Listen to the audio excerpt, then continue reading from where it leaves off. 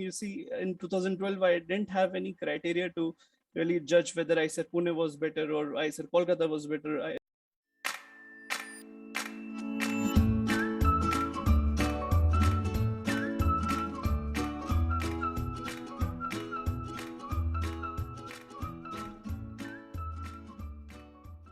Hello, viewers. Welcome to the second episode of Career and Life Lessons.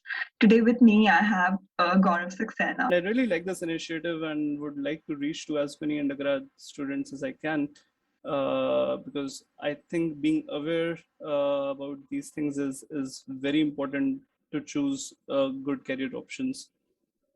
Yes, well said. Now, going ahead, just a quick introduction for my viewers here. Gaurav got an All India rank of about 6,500 in the IIT JEE 2012, and post that, he pursued an MS dual degree program at the IISER Mohali, majoring in physics. And currently, he's pursuing PhD in quantum information at the University of Calgary, Canada. So once again, it's a pleasure to have you here with us. And Thank you. to start with, my first question is: after your, rank of 6.5 approximately, why did you go for IISER Mohali? What was your criteria when you were choosing your colleges? Back in 2012, when I got 6,500 rank in IIT, I wanted to choose science. I mean, my first preference in the IIT counseling was IIT Roorkee BS Physics. So while I was, in this process, I was also talking to my Akash teachers, school teachers, because I wanted to go for science. I didn't really know, if not IIT, if I don't go for any IIT for science, then what are the other options except ISC, say? Because at that time, ICERs were pretty new. Not a lot of people really knew about ICERs. So one of my teachers at Akash told me about ICERs and that they're relatively new, but they are only into pure sciences. And the moment I heard this, I was like, okay, I want to know more about it. So I did my research. I got to know about the 5 ICERs which were there then, and was really excited about these institutes which are only doing science education and which are pursuing research. So I was, I also filled the forms using this IITJ rank. I applied for the counseling at ICERs. My first preference, as I told you, was IIT Roorkee for BS Physics. I definitely didn't get that with this rank. The other options that I was getting at IITs I didn't really like them. I mean, even at that point, I was not really into engineering. So I was like, okay, for me, that didn't really matter because I love to think. I still like to think, and that's why I'm in science. And I think that has been a good push for me to keep pursuing science all through. So yeah, so I did my research on ICERs. I went to ICER Mohali for counseling, met the professors there. And because ICERs were new, at that time, you see, in 2012, I didn't have any criteria to really judge whether ICER Pune was better or ICER Kolkata was better, or ICER Mohali was better. So I chose ICER Mohali because I went there for counseling, saw the campus, met the students, met profs, knew about the course structure over there. So I was like, okay, let's do this. Of course, there was risk because, in 2012, ICER Mohali's first batch graduated. ICER Pune and Kolkata's second batches were graduating in 2012. So, at that point, I did not really know as to what would be my future in science because such colleges were just new, and it was definitely a risk. Everyone was like, if you are not passionate for science, do not come to ICERs because ICERs do not offer campus placements. So yeah, with all those risks in mind, I was like, my interest is science. I don't want to go for engineering. What are my options? I don't have any other options. If not for ICERs or ISC, then there is no other college. And at ICERs, as I was reading, we had very good faculty who was doing good science. There were government of India back then in 2006 and 7, the under the leadership of Dr. Manmohan Singh, they did a fantastic job to establish these science institutes in India. So anyway, that was a risk at the time, and eventually I decided to go for IISER Mohali. I mean, because there was nothing to compare Yeah. at the time. So yeah. So more of a raw instinct that you were caught up in. Yes. All right. So my next question is, since you went for a BS and MS dual degree, do you think are there any pros and cons to a BS MS degree than a regular BSc degree? No, it's just a different name. Usually the thing is that you see BSc, it follows the UK style of education, BSc. Otherwise, in US and Canada, you usually call it BSMS. So, yeah, otherwise, not a lot of difference. But in ICERs, yeah, I would really say that the course structure is a little well defined. For example, there are students who come from different state universities and to do their integrated masters and PhD at ICER Molly. So when we interact with them, we really get to know, okay, what about the kind of structures that are offered in BSc in these state universities, and then we realize that okay, the courses are very well designed for a research specific environment, and that's where ICERs are way better than any other universities which which teach BSc at those levels in India. All right. So I think if research is someone's calling, then BSMS have a better edge at it. Yeah, I shouldn't say research. I would like to say if you like to do science, if you are inclined towards science than engineering, then try to go for ICERs. I mean, the way they have designed the course structure is very good. ISOs at that time just started when you were applying out. So when you were inside college, what did you do to make up for that? I mean, since you're like a fresh batch, you don't have a well-connected alumni network. So what were your some tips on networking and starting out college life?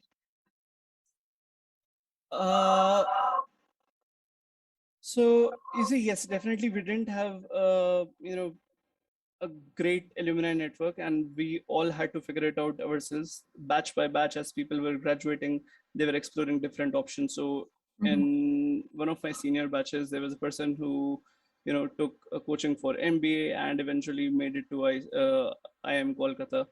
So, and then there were the juniors who were like, okay, who decided to initially go for science, but then eventually in the course of these 5 years, they were like, okay, I'm done with science, but maybe let's try something else, for example, MBA. So now when you see, okay, there's a senior who did science from IISER Mohali and joined IIM Kolkata, okay, if he can do it, even I can do it.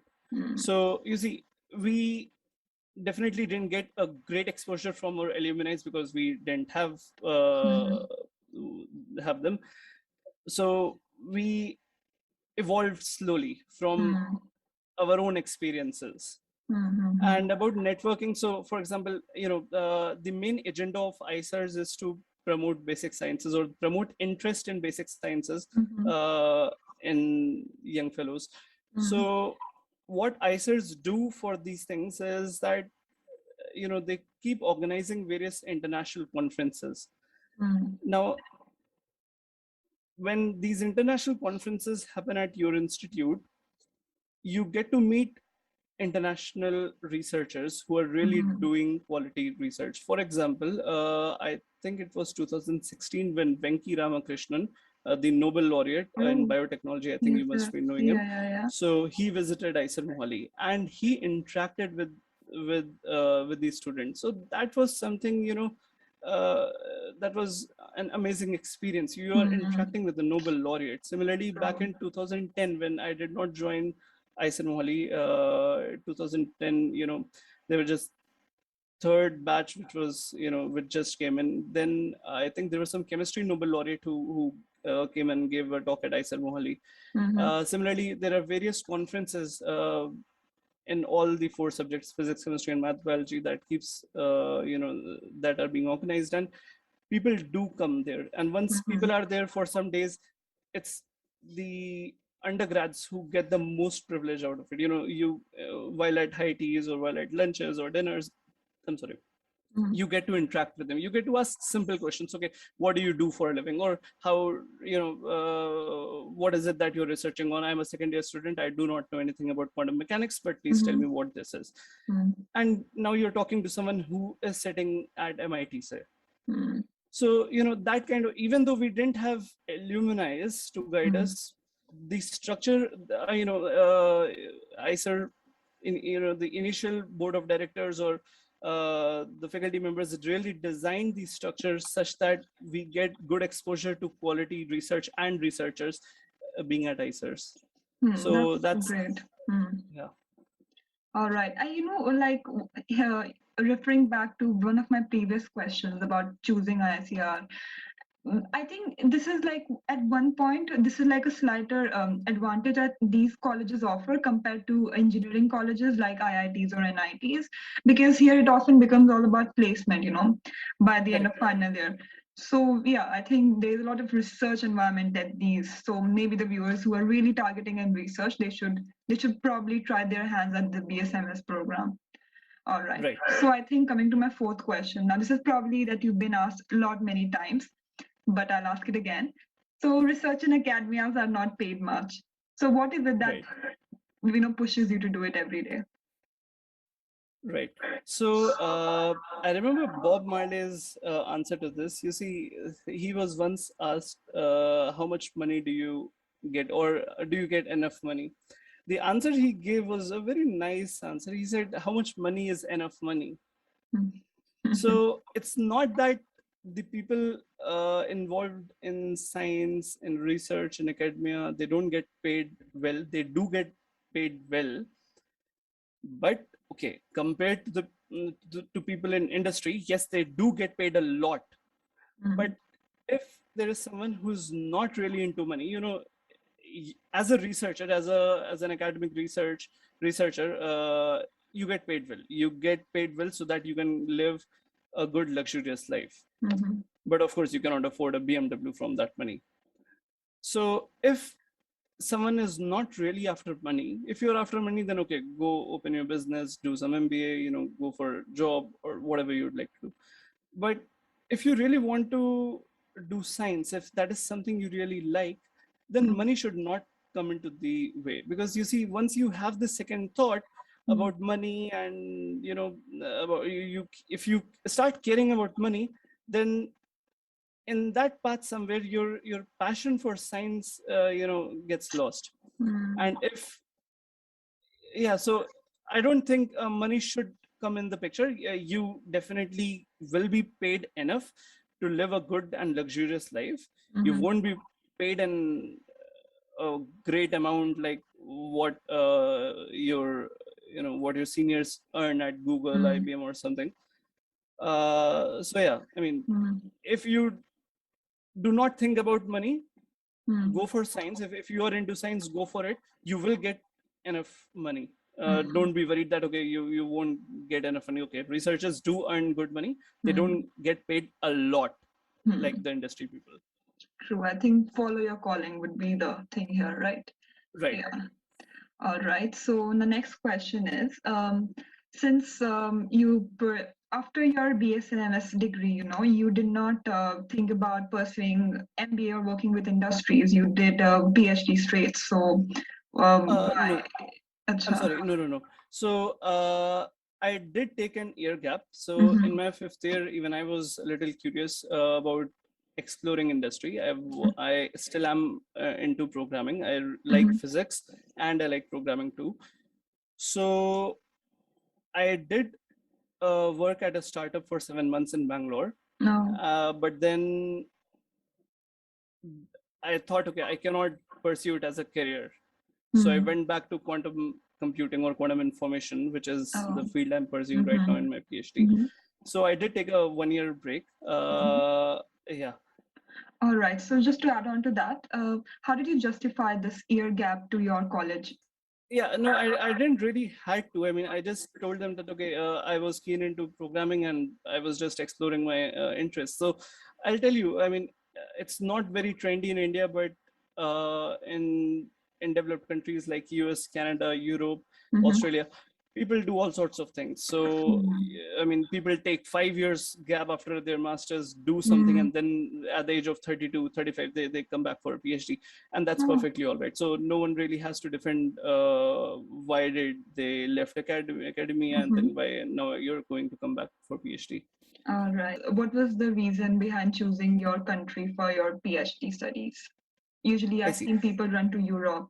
So yeah. Yeah. So first of all, it's not that Canada was my choice. Choice in the sense that my choice was to go after a place which offers me independence to choose my own research problem. Mm-hmm. So I'll tell you the overall structure of how the PhDs in various parts of the world go. So in Europe, mostly the thing is that once you go in there, they will assign you a project, and most of the times you need to work on that project, and then once you think you have gained enough progress in that, then you can try to do various sorts of things while completing your PhD. That is one thing. In On the contrary, in US and Canada, you are not assigned a project. That means you, out of interest, you go there, but no one is going to tell you what you must work on. So, for example, I'm working on quantum information. I joined my supervisor's lab, and I'm a theoretical physicist, by the way. So he didn't give me my first problem. So in discussions, he just told me, okay, this is something that you can read. This is a nice paper you can explore. He will just act like a guide. He will tell you this is a good direction to work on if these are your interests, or these are some nice papers. And then as you read, as you explore, because you're a learner, you will ask questions, and suddenly you'll come to a question which no one has ever answered. And then in the process of answering it, slowly you'll probably find some answers, or you'll find more questions. So that's how things go in these countries. All right. And then, well, of course, there is a committee which judges you, in the sense that you need to present your research or your questions to them. So they judge whether the question that you are thinking to solve in your PhD, would you be able to do it in these 3 or 4 years of time. Because, for example, if let's say if you ponder upon the question which is technically an open question for a long time, now of course, if no one has solved it since last 20-30 years, it's highly unlikely that you're going to solve it with your experience in just 3 years. So so there are people to support you, to guide you, to tell you, to mentor you, or to tell you, to show you the right direction. But finding a question and solving it is your responsibility there. So that was the idea of why I was inclined towards a PhD in US and Canada over Europe. So after this decision, I applied to various places in US and Canada, and of the options that I had, I chose this particular professor because the field I'm working in right now, he's one of the co-founders of that field. Oh, that's really fancy. Yeah.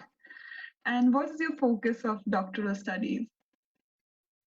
So my focus right now is on quantum information theory, as you mentioned in the introduction.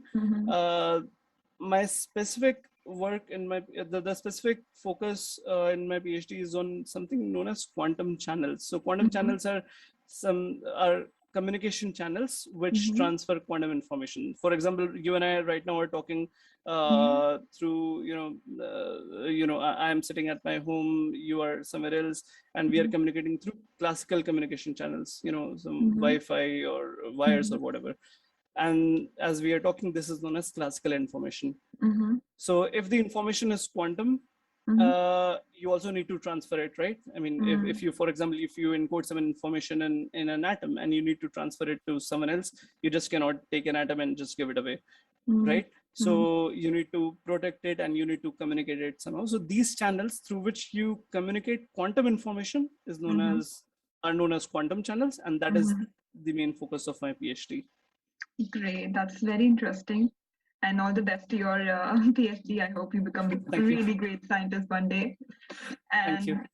So next question is, what is your daily life like? Daily life.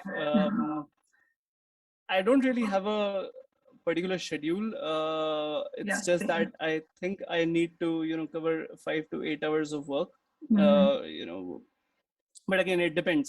So there are some days when I'm really immersed into a particular thought, and then days pass and I don't know how they mm, pass because I'm mm, really into those things. But mm, then when I don't really have an idea in mind, or I just am doing normal work, then I try to usually make it like a 9 to 5 or 10 to 6 at my office, and then after 6, I just go home, relax, make food, mm. just Yeah, take my right. mind off work to be ready for the next day. Mm. All right. So I think it's not that hectic as a researcher or as a scientist. It's all about thinking, right? Right. It's yeah, I would say so. But well, of course, in your PhD, as you approach your final years, it Mm. becomes a little more stressful Um, because then you need to really think about what you want to do after your PhD. Like, do you want to go for a like, industry position or academic position? mm. If you want to go for an academic position, then you really need to find someone who is willing to, pay you money for your postdoc. So Oh. Mm-hmm. yeah, the final years become a little hectic Mm. or a little Mm. stressful, Mm-hmm. but I think it's okay. It's the part of process, Yeah. so that's okay. All right, great. So the last question for the day is, if you were to tell me the best and the worst decision in your journey so far, what would they be? So definitely the best decision was choosing ICER Mohali over IITs, because at that point even I was confused that everybody, even in my family and everyone, was telling me, even at Akash, the coaching institute where I attended Mm. for preparation of IIT, they all were saying, okay, see, you are going to take a very big risk Mm. if you go for ICER Mohali or ICERs. Whereas you have an option of going into IITs, you choose any Mm. kind of engineering, and then probably after 1 year you can change it. So all Mm. sorts of options everybody was giving to me back then. But at this point of time, now I feel that choosing ICER Mohali for the sake of science was, I think, the best decision so far. Mm. Regarding the worst decision, think, I don't really think there's anything like a worst decision, because everything teaches you something. It's all, it eventually counts as an experience. So if I can also say that I shouldn't have taken that 1 year gap, Mhm. or there are many small things. For example, there was when I entered ICER, there's a senior to me. So he told me, okay, if you are able to maintain just 8 CGPA Mm. overall, then you should be good to go. So in the first 2 years, I got super relaxed. My Mm. CGPA was just 8.1. But now Mm. when I look back, feel that it should have been more. Mm. Because in physics majors I was ranked 2 in my batch, but then because of the first 2 years, Mhm. my overall CGPA was below 9, just below 9. Mhm. So had it not been for the first 2 years, probably I would have been uh, at an even better institute. Because you Mhm. see, when you apply for PhD, US colleges specifically, they look for your CGPA, because Mhm. there are a bunch of students from around the world who are applying to those universities. Mm. So, and again, it's a tough competition. So you really need to maintain your GRE scores. You really need to maintain your CGPAs and everything. So, but anyway, it's okay, because I'm still doing my PhD with a person who is an amazing researcher in this field. So I don't really regret. Again, I don't regret it. It's just that now that when I look back at those years, I think, okay, I uh, should have not listened to that second year person, Mm. because, well, how much experienced was he? But Mm. because he was my senior back then, and I just entered ICER, I was like, okay, maybe if he's saying he might have some experiences or that.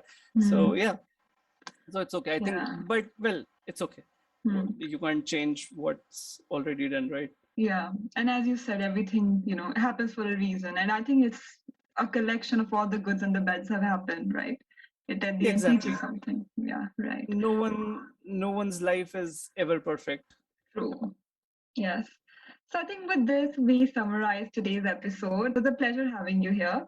And Thank you so any much, closing Shreya. remarks for my viewers?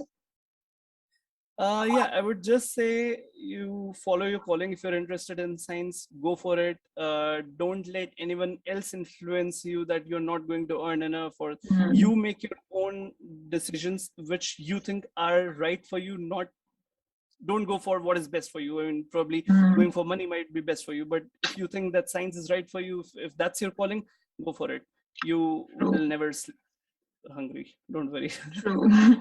All right, guys, with that, just like, share, and subscribe to our channel. We keep coming back with more such videos. And once again, thank you all. Thank you, Shreya.